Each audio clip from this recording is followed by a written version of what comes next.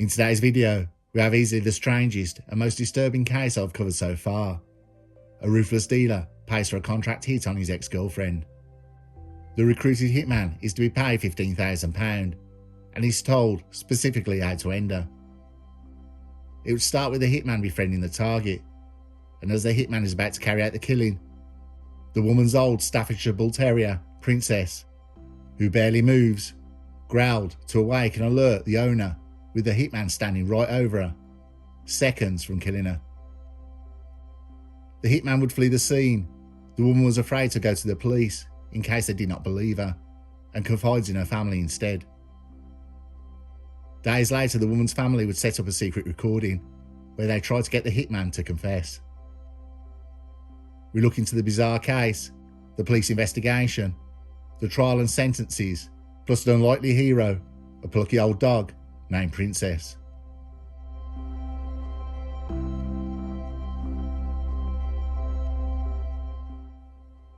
We go to Hitchin, Hertfordshire, December 2021. Mukhtar Lyle had a criminal record that was well established before this case, with prior convictions related to dealing offences, including possession with intent to supply. He was well known to police and had been in a relationship with Miss Devonshire in the late 1990s to early 2000s. Both were high-functioning users, and the relationship was abusive. Miss Devonshire decided she couldn't take any more and left the relationship and got herself clean. The pair had not seen each other or spoken since 2003.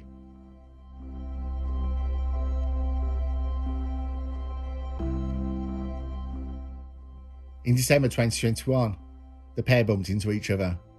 Miss Devonshire spoke to Lyle and asked him if he had seen a woman she knew, as she was worried about her friend. He responded by saying, "I'm married," and walked away. A few weeks later, Miss Devonshire was with her brother in Letchworth Town Centre. She saw Lyle pushing his child in a pram and asked him again if he had been with her friend recently, as it was causing her great concern.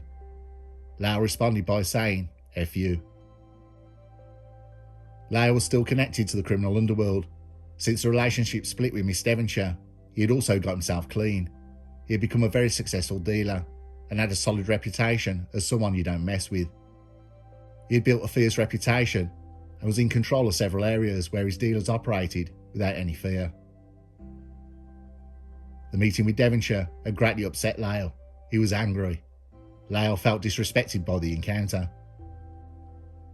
It remains unclear if financial disputes or personal vendettas were the driving forces, but it was from this point he wanted Miss Devonshire dead. Lyle had come up with a plan to kill Miss Devonshire. She had a history of addiction. To frame her death in that manner would align with her history, hoping this would deflect suspicion. Lyle recruited Trevor Jones, an enforcer who was lying low after torching a rival dealer's home on the south coast. The dealer was not at home when the attack happened.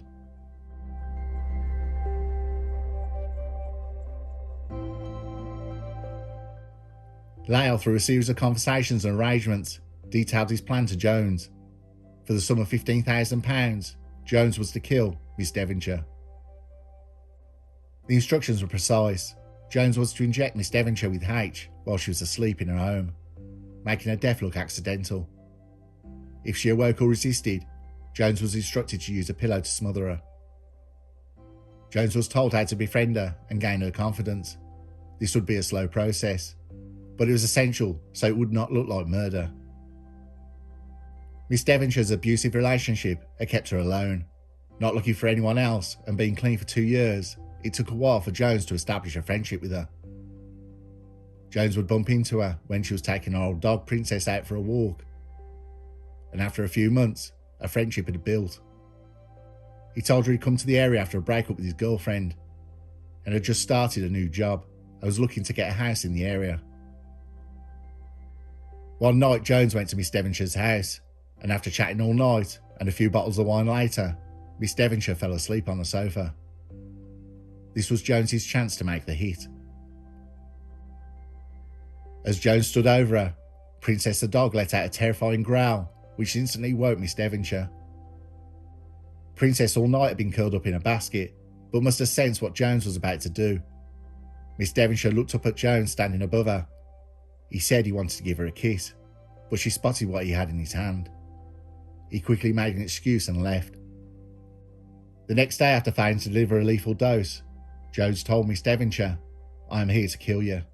He said Leah was to pay me £15,000, but he then realised she was not such a bad person. Terrified, she contacted her brother and sister. She refused to go to the police out of fear they would not believe her.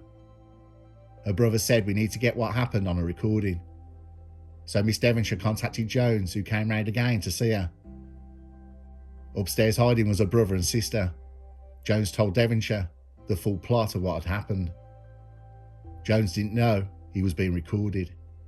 Miss Devonshire thanked Jones for his honesty, and with Princess the dog by her side constantly, Jones left.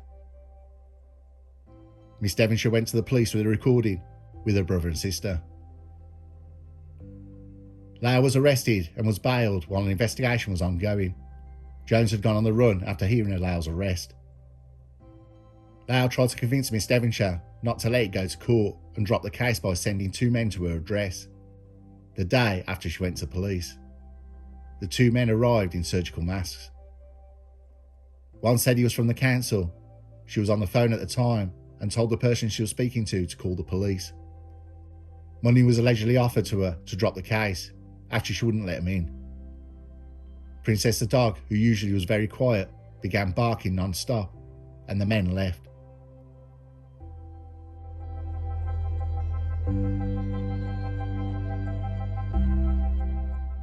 After the men were sent to Miss Devonshire's home, Leah's address was searched and a quantity of several Class A products was seized, along with over £20,000 in cash and a large quantity of euros. Leah answered no comment to police questions after he was arrested. Jones was arrested 2 days later, and he gave police a bizarre prepared statement, in which he said he agreed to create a threatening message for Miss Devonshire, so she could get the council to move her. Jones refused to answer any of the officers' questions. Police went into Leah's previous convictions.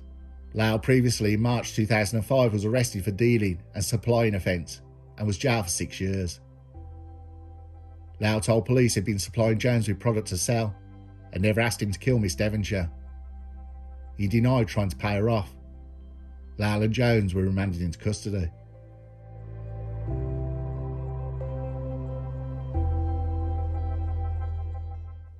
The trial was set at St Albans Court in January 2023. It was swift but filled with chilling details. The prosecution, led by evidence gathered from phone records, witness statements and Jones's own admissions, painted a clear picture of the conspiracy. Both Jones and Leah faced charges of conspiracy to commit murder, a charge that carries severe penalties under UK law. Conspiracy to murder is treated as one of the gravest criminal charges. According to the Serious Crime Act 2007, the crime is defined as a plan between 2 or more people to commit murder, even if the murder itself is not ultimately carried out. In this case, the prosecution focused on the level of premeditation and the explicit instructions provided by Leah to Jones. Leah's defence attempted to minimise his involvement, suggesting that while he may have discussed harming the woman, he did not seriously intend for her to be killed. However, the prosecution countered this by presenting evidence of his criminal past and his coercive influence he had over Jones, reinforcing that Leah was fully committed to the plan's success.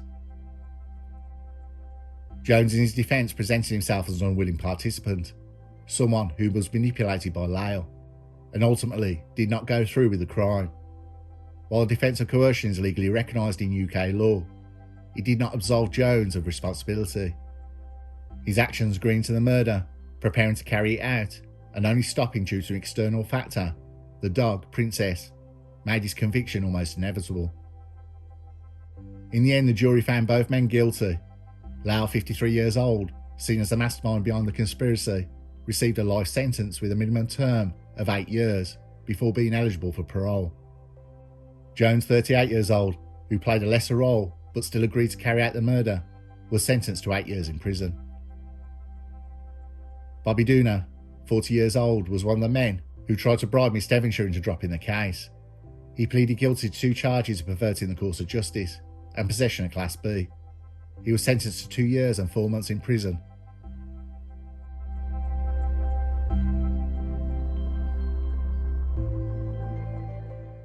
The woman who was the target of this horrifying conspiracy suffered immense psychological and emotional trauma.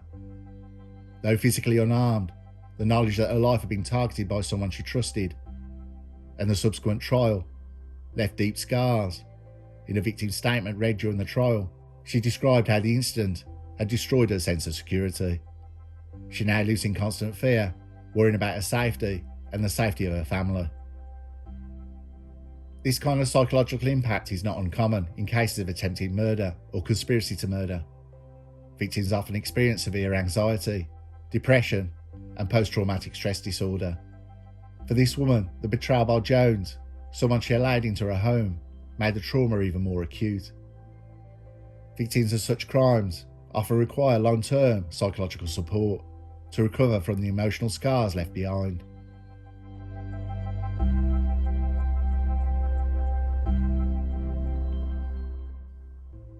The conviction of Trevor Jones and Mukhtar Lyle for conspiracy to murder underscores the deep malice and premeditation that can drive individuals to such heinous crimes.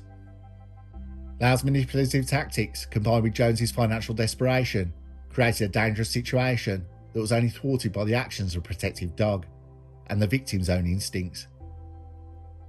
Princess, the old dog who loves going for a walk but has a very slow pace, saved Miss Devonshire's life. It's the old saying, we give dogs time we can spare, space we can spare, and love we can spare. And in return, dogs give us their all. It's the best deal man has ever made.